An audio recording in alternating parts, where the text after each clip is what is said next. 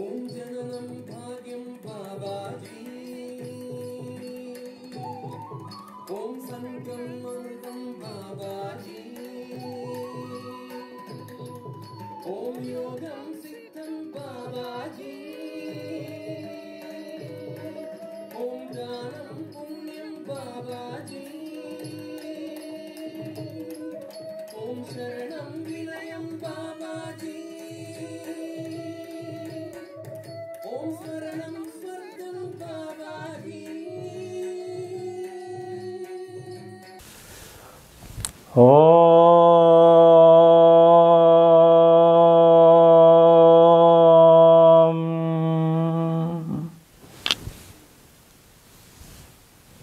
Namaste. Hope all are doing very fine. After a long time we are meeting again. Let us take a very small subject and ponder over it. Let us also introspect how big we can blow it, what is our wisdom understanding, how best we are at par with the Brahman, how best we are in par with the atom, how we are a dust, how we are enlarging ourselves to the entire universe, how it could happen, how it is realized in the reality. Are we poor in our understanding? Or our understanding is filled with wisdom? Many things will open up to individuals. Guruve Saranam, Guruve Saranam, Guruve Saranam, Guruve Saranam. Om Jananam Bhagyam Babaji. Those individuals who have thoughtless meditation, those individuals who do not get any thoughts during their dhyana, are those individuals who are able to travel to the other worlds without any thoughts. In fact, to be very precise, those individuals who are not experiencing anything, but they are witness to something somewhere. If you are one among them, then you would have understood the very clear, distinct, transparent meaning of what we are going to discuss. Or if you want to have more clarity, we have already discussed in many videos in the form of color, in the form of fire, Brahman, consciousness, all in one, one in all.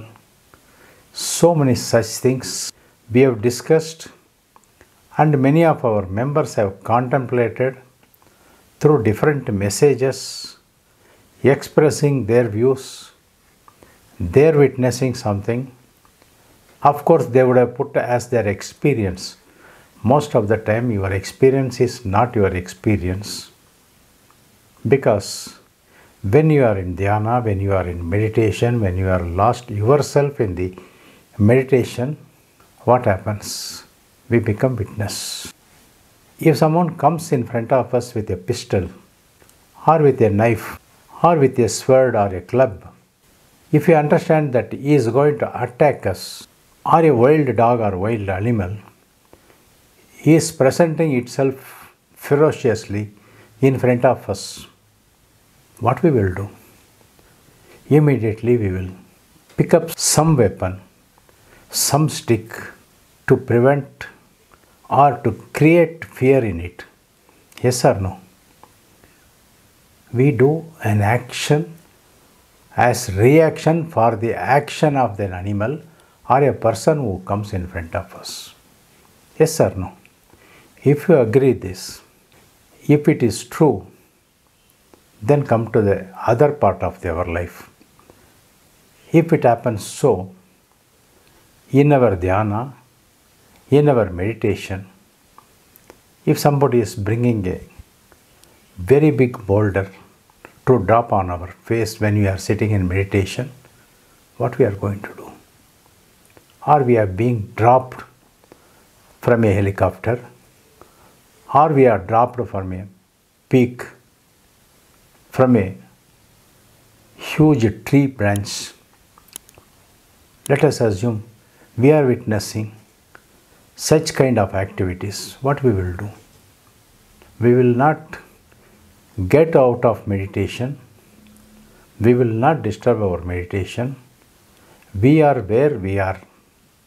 We are where we were, and we will be there where we were and we are. Is it not? So it is very clear, in meditation we are not experiencing anything, we are witnessing. This is what Yogi Mahan Ramana Maharishi says, be witness. Little earlier we also discussed some members responding to another member's comment that member has not used the word I and has used self. How it is possible? Just because I use the word which is a utilitarian word to denote myself, how can it be an ahankara? How can it be an ego? How can I conclude, or how can I allow others to conclude that I am carrying ego? If that is true, then the statement from Brihadaranyaka Upanishad, Aham Brahma Asmi, meaning to say, I am Brahman. What does it mean? Can we say self is Brahman? Or if at all, if we say Brahman is self, then can we make a statement self is self? It won't be understood well by others. We will only be confusing others. Certain letters, certain words have been invented by the language experts. Just because we resist calling that word, that does not mean the character has changed or we are meaning something other than that. For example, when we have shown a video in our group, one of our members have mentioned this physically handicapped person. When you go to the open world, when you go to the market, some people will even jump upon us, stating that why you have used that word. You should have used differently able person. Whether you use differently able person or physically handicapped person are one and the same. Because we are in a marketplace, we are in a commercial society, we are in a business world rather than spiritual world. That is the reason in spiritual world, nothing is bought and sold. Only give and take or exchange of certain things. Coming to the point, we should not miss the cream of the issue by discussing some other trivial issues. I am Brahman. Brihadaranyaka Upanishad says, Aham Brahma Asmi. Statement is fine. Let us take two examples. Self is everything. I am everything. I am Anda as well as I am Pinda. I am the God. I am the human being also. I am Jivatma, but at the same time I am also Paramatma for the reason I am part of the Paramatma.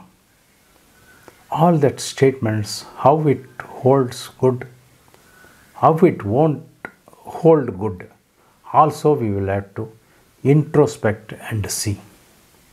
Jalam, one of the Pancha Bhutas. Let us take.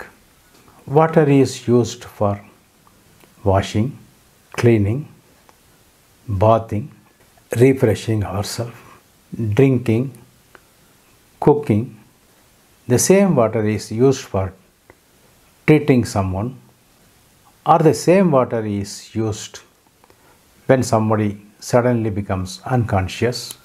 The same water is used for traveling by water vessels, ship or boat.